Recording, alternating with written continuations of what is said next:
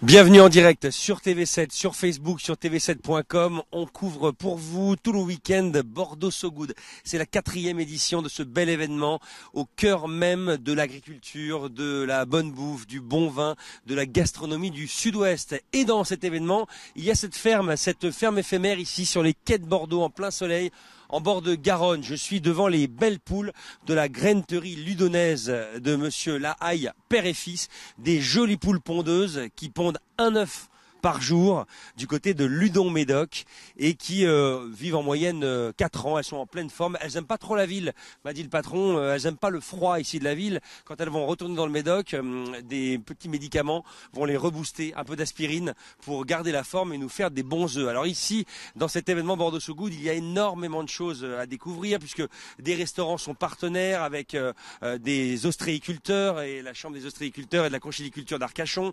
Il y a également des dégustations, des battles de cuisine, des grands chefs un peu partout. Bref, tous les métiers de la gastronomie, du savoir-vivre et de l'agriculture sont présents. Et cette ferme éphémère est organisée par la Chambre d'agriculture de Gironde. Ça tombe bien, c'était pas prévu sur mon chemin qui je croise le président de la Chambre d'agriculture de Gironde, Bernard Artigue. Les agriculteurs, toutes catégories confondues, monsieur le président, c'est 7-8 000 personnes? Bonjour d'abord, oui, tout à fait, c'est à peu près 8000 personnes dans le département, ce qui est quand même fait que la Gironde est un très grand département agricole. Un très grand département agricole et bien sûr en viticulture, puisque dans les 8000, il y a 7000 viticulteurs comme vous. Voilà, tout à fait, c'est donc le plus grand département de France en viticulture. Il y a donc 7000 viticulteurs sur l'ensemble des appellations de notre beau département. Alors c'est important parce que là, les agriculteurs, le monde agricole vient à la rencontre des urbains, des gens qui connaissent peut-être pas forcément ce monde-là. Comment se porte l'agriculture ? Tout à fait. Donc nous sommes ici justement pour être à la rencontre du monde urbain et essentiellement des consommateurs. Et puisque les consommateurs, ils sont où ? Ils sont dans les villes, bien sûr les campagnes, mais aussi dans les villes. Donc il est normal.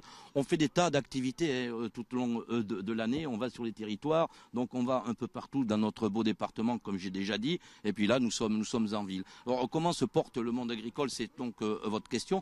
Bon, la viticulture, comme vous le savez, a été frappée cette année par un gel de printemps extrêmement sévère qui va réduire la production d'à peu près 50%, 50% de moins, et qui va surtout fragiliser les viticulteurs dont les vignes ont été touchées, dont les vignes ont été gelées. Voilà, et ça va être extrêmement dur pour eux pour passer l'année et pour continuer.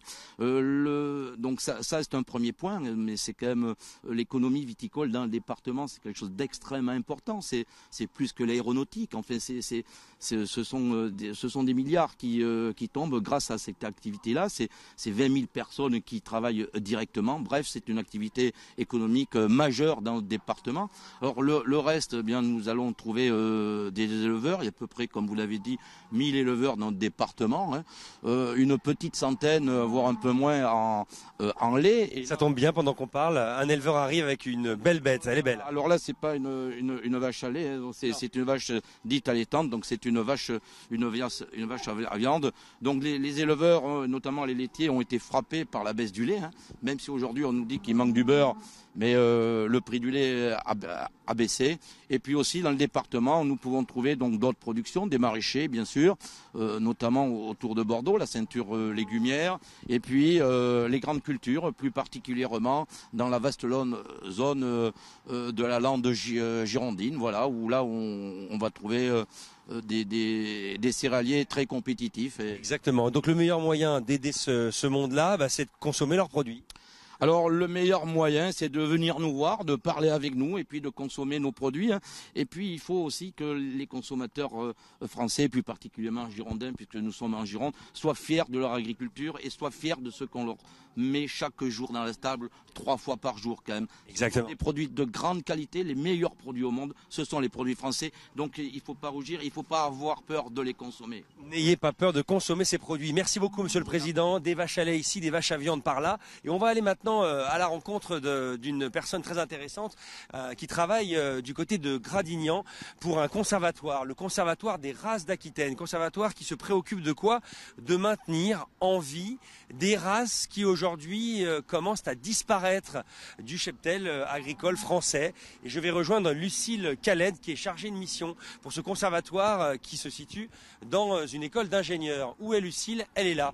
Venez avec moi Lucille. Alors Lucille, le conservatoire des races d'Aquitaine, c'est prendre en compte que certaines races, comme celle-là, ces chèvres des Pyrénées ou encore ces petits moutons des Landes, disparaissent. Il s'agit aujourd'hui de se préoccuper de ça. C'est ça, exactement. De quelle manière?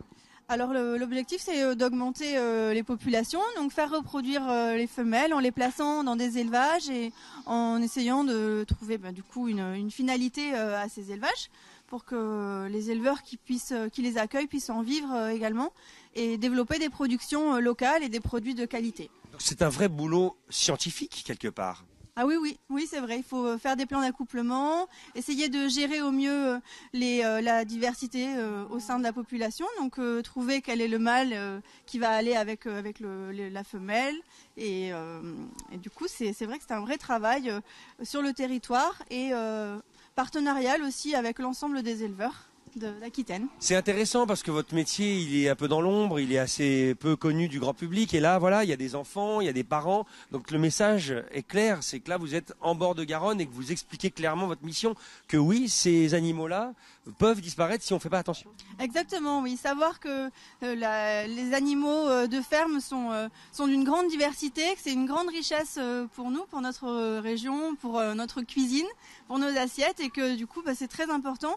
D'abord qu'ils sachent que les produits sont issus d'animaux, qu'ils sont issus d'élevage, qu'ils sont issus de pratiques et qu'il faut qu'ils arrivent à faire le lien entre toute cette chaîne qui permet d'avoir des produits après dans l'assiette. Voilà. Merci à vous et félicitations. On va terminer ce direct ici sur cette ferme. Venez la découvrir jusqu'à dimanche avec vous, Serge Schiappa. Alors vous, c'est l'agneau de Pauillac. L'agneau de Pauillac, ça ne se présente plus. C'est réputé en France et dans le monde entier. Oui, tout à fait. L'agneau de Pauillac, c'est un agneau label rouge avec une zone de production, une zone IGP de production. Et c'est un agneau reconnu dans le monde entier pour sa... Disons que l'agneau de Pauillac, c'est un agneau de bergerie, c'est un agneau de lait qui n'a fait que téter le lait de sa maman. Vous en avez ici derrière. Et après, il vit en bergerie, donc c'est une viande très fine, très tendre. Voilà ce qu'on peut dire à peu près sur l'agneau de Pauillac. Mais c'est important parce que vous êtes aussi quelque part un porte-drapeau de l'excellence française. Si vous voulez, c'est une toute petite production et j'en profite pour faire un appel. Enfin, vous parliez tout à l'heure de races en voie de disparition. Je pense qu'on peut aussi y intégrer les éleveurs, qui est aussi une race en voie de disparition. Donc nous, on a lancé au sein du groupement des éleveurs girondins une campagne, l'agneau on recrute. Si vous voulez, on a une production rémunératrice pour les producteurs. Donc on cherche aujourd'hui de la production. L'appel est lancé et c'est la raison pour laquelle on vient vous rencontrer ici dans Bordeaux So Good. On se retrouve tout à l'heure en direct sur TV7. Merci à vous. Merci.